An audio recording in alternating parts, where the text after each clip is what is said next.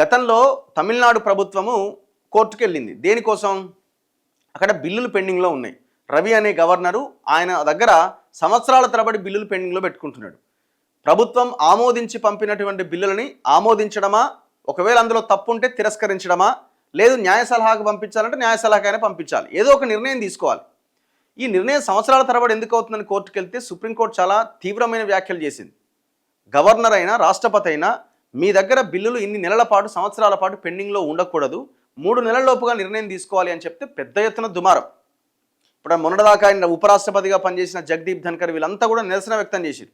అంటే ఒక రకమైన చాలా స్టేట్మెంట్స్ ఇచ్చారు. ఎట్లా ఇది గవర్నర్ల అధికారాలు, రాష్ట్రపతి అధికారులను మనం ప్రశ్నించజాలమా అనే స్థాయిలో చర్చ జరిగింది. సో ఆ సమయంలో రాష్ట్రపతి కూడా ఆమె ఆ పొజిషన్లో ఉన్నారు కాబట్టి సుప్రీంకోర్టుని కొన్ని అభిప్రాయాలతో కూడినటువంటి కొన్ని ప్రశ్నావళిని సుప్రీంకోర్టుకు సంధించింది.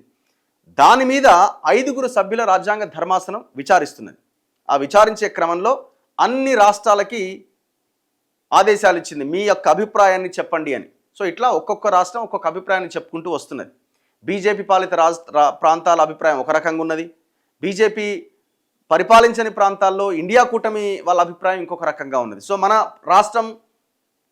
రాష్ట్రంలో కాంగ్రెస్ ఉంది కాబట్టి వాళ్ళు ఏమంటున్నారు, గవర్నర్కు విచక్షణ అధికారాలు ఇచ్చి రాష్ట్రాల అధికారాలను పలచన చేయొద్దు